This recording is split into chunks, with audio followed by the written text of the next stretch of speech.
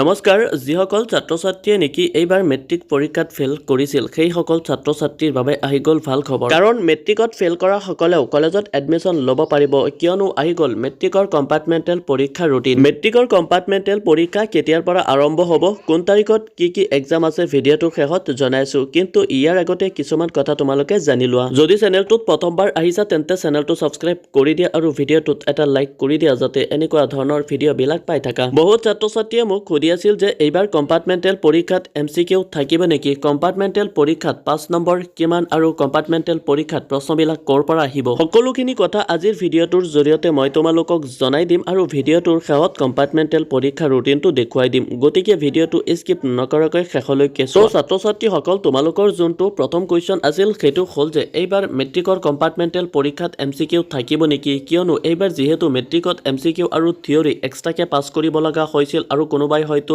MCQত fail কৰিছে। MCQত fail কৰা সকলে জানিব বিচাৰিছে যে MCQত ফেল কৰিলে আকৌ কম্পাৰ্টমেণ্টেল পৰীক্ষাত MCQৰ এক্সাম দিবই লাগিব নেকি। ছাত্ৰ-ছাত্ৰীসকল, ইয়াত তোমালোকে 5 নম্বৰ গাইডলাইনটো চাই লোৱা আৰু এইটো কম্পাৰ্টমেণ্টেল পৰীক্ষাৰ গাইডলাইন হয়। 5 নম্বৰত কি দিছে, the compartmental examination shall be only for theory papers. তো ছাত্ৰ-ছাত্ৰীসকল, নিশ্চয় তোমালোকে গম পাইছা যে কম্পাৰ্টমেণ্টেল পৰীক্ষা একমাত্ৰ থিয়ৰী পেপাৰৰ শেষ হ'ব। কোনোবাই হয়তো MCQত ফেল কৰিছিল সেইবুলি কিন্তু MCQৰ কুৱেশ্যন আহিব তেনেকুৱা কথা নহয়। ইয়াত তোমালোকে গাইডলাইনত চাব পাৰিছা যে থিয়ৰী পেপাৰৰ প্ৰশ্নবিলাক আহিব। ছাত্ৰ-ছাত্ৰীসকল, তোমালোকৰ ছেকেণ্ড কুৱেশ্যনটো আছিল যে কম্পাৰ্টমেণ্টেল পৰীক্ষাত 5 নম্বৰ কিমান। তো তোমালোকৰ যিহেতু MCQ নাহে, একমাত্ৰ থিয়ৰী পেপাৰহে আহিব, তো তোমালোকে থিয়ৰীত 30% পালেই হ'ব। কম্পাৰ্টমেণ্টেল পৰীক্ষাত 30% পাব লাগিব আৰু মেট্ৰিকত যিমান নম্বৰ আছিলে তাৰ লগত যোগ হৈ পেলাই টোটেল তোমালোকৰ 180+ হ'ব লাগিব। তোমালোকৰ থাৰ্ড কুৱেশ্যনটো আছিল যে কম্পাৰ্টমেণ্টেল পৰীক্ষাত যিবিলাক প্ৰশ্ন আহিব সেইবিলাক ক'ৰ পৰা আহিব। একচুৱেলি কম্পাৰ্টমেণ্টেল পৰীক্ষা তোমালোকে যি ছাবজেক্টৰ কম্পাৰ্টমেণ্টেল পৰীক্ষা দিবা সেইকেইটা ছাবজেক্ট অলপ চাই যাবা আৰু কম্পাৰ্টমেণ্টেল পৰীক্ষা ইমান ষ্ট্ৰিক্ট নহয়, বহুত ইজি হয়, তোমালোকে একেবাৰে পাছ কৰিব পাৰিবা। ছাত্ৰ-ছাত্ৰীসকল, এতিয়া বলা তোমালোকক কম্পাৰ্টমেণ্টেল পৰীক্ষাৰ ৰুটিনখন দেখুৱাই দিওঁ আৰু ৰুটিনখন তোমালোকে ভালদৰে চাই যাবা। ছাত্ৰ-ছাত্ৰীসকল, ইয়াত তোমালোকে চাব পাৰিছা ৰুটিন এইখনেই হৈছে কম্পাৰ্টমেণ্টেল পৰীক্ষাৰ ৰুটিন আৰু কম্পাৰ্টমেণ্টেল পৰীক্ষা 23